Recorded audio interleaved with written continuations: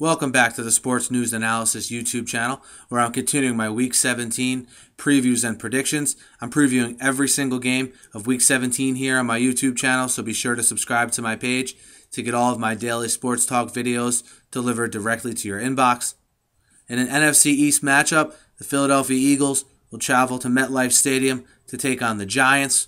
The Giants sit at 8-7. They're not completely out of the playoff hunt yet. Okay, in order to get in the playoffs, first of all, they need to win, and they need to have losses by the Cowboys, Vikings, and Bears. If all three of those teams lose, Giants win. The Giants will secure that second wild card spot in the NFC. Likely to happen? No. Possible? Certainly. I can make the case that any one of those three teams I mentioned is going to lose the game they're playing. But first and foremost, the Giants have to win the game they're playing in. And the Eagles come in with a record of 4-11 into this game. First with the Giants. The Giants, 3 weeks ago against New Orleans, you thought, wow, man, the Giants are really on a roll here. And they played great. They scored over 50 points. This is going to be another vintage Giants run here late in the season. And then they come out with the efforts they had against Atlanta 2 weeks ago, where they're shut out 34-0, and they're totally outplayed again last week in Baltimore. I think what's lost on people is that although the Giants are a good team, I personally don't think they're as good as Atlanta or Baltimore. Okay, especially going on the road to play those two teams. So I don't think we can be surprised the Giants lost. What I'm a little bit surprised by, and I think their fans are surprised by, is the way they've lost. The fact that it seems like they've pretty much, I don't want to say given up, but they haven't maybe given the effort that their fans expect and their fans deserve, quite frankly. So I look for the Giants in this game to come out and play better than we think, only because everyone is going to be writing them off. If you listen to New York Sports Talk Radio like I do, everyone this week, the Giants will probably be the focal point of everything this week. And, they'll get, the effort will be getting ripped. The quarterback will be getting ripped. That defensive line will be getting ripped. So I expect the Giants to come out and play at a much higher intensity level than they have the last 2 weeks. I expect them to come out like they played the last time they were home against the Saints. Will it matter? I don't know. Because, again, they have left their playoff fate in the hands of three other teams who all need to lose. I do look, though, against the Eagles in particular. I look for the Giants' running game to be able to do some things. That Eagles front seven has been a nightmare all season. I see no reason why that shouldn't continue this week. Looking to get Bradshaw and Wilson going early. And then that'll free up, obviously, the passing game. The Eagles can also be had through the air. The back end of the Eagles' defense is maybe a little bit better than the front seven, but not much. And I look for the Giants that they're focused and they bring their A game. I look for Eli Manning. Eli Manning's not the kind of guy who's going to sit and sulk and feel sorry for himself. He'll be ready to play. He'll have put the last 2 weeks behind him. I think his receivers will as well. My only question mark with the Giants is their defense. It seems like there's been certain players that have been exploited these last couple weeks, most notably Corey Webster in that secondary. How do they rebound here in this game?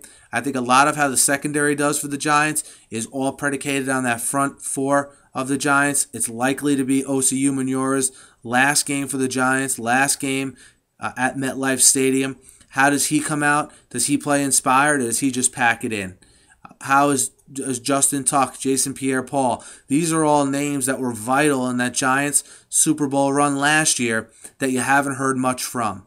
And I don't think it's that the Giants back end all of a sudden is terrible. I just think that maybe we pump them up a little too much when a large part of their success in the last couple of years is probably heavily predicated on them being able to put pressure on the quarterback without blitzing. I mean, you hear in the papers, why don't the Giants blitz more? Why don't they bring in pressure on the quarterback? Their whole team, their whole defense is based on 4 guys putting pressure on the quarterback. That's how they draft. That's how they fill holes. That's how their defensive strategy is constructed. So to expect them to abandon that now, I don't think would be good either. So we'll see how that Giants defense responds. in a big game for the Giants, because they're not going to know if the teams they need to lose have lost while they're playing. So it's a big game for them. The Eagles, 4-11. Popular thinking is quarterback and coach will both be out at the end of the year. Andy Reid and Michael Vick will both be out at the end of the year. I'm personally an Andy Reid guy. I think his personal life has gotten in the way this year. Well-documented stuff, okay? Hasn't only gotten away this year. I think the last couple years, his personal life has been a problem. And, it's sad to see that's probably in the end. That, along, obviously, with the team's lackluster play on the field, would probably cost him his job. I mean, it's been a terrible year for Andy Reid, from what happened to his son in training camp to having to fire coaches that were close to him, and to having to deal with the Michael Vick injuries, bringing in Nick Foles, who wasn't terrible, the injury to LaShawn McCoy, the releasing of Jason Babin. It's just been a circus in Philadelphia. And if it wasn't for the Jets, I think we'd be hearing a lot more about that circus in Philly. But nonetheless, Vick will get the start. Vick will be auditioning for a job next season. All right, let's face it. He's not going to be retained by the Eagles. There'll be another team who needs a quarterback in the NFL, certainly.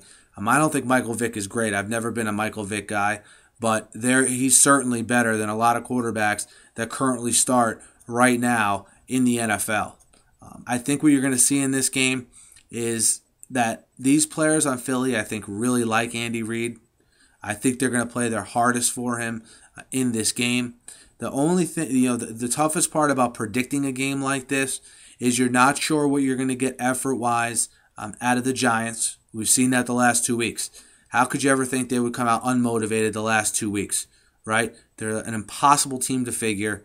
And, have the Eagles packed it in? I don't think they have. But would I be surprised if they came out and didn't try? I guess I couldn't be, right? They're 4-11, one game left to play. I've gone back and forth as far as this game goes in my head, and I like the Giants to win this game outright, but I like the Eagles +7. The Giants are 7-point favorites right now.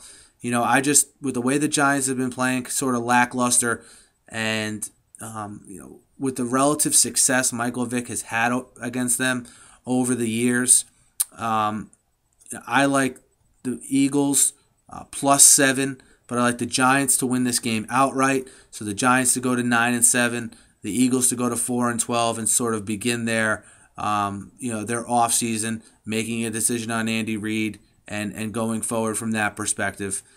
Should be a game where I don't really know what to expect on Sunday from either of these teams, but I like the Eagles +7, Giants to win outright.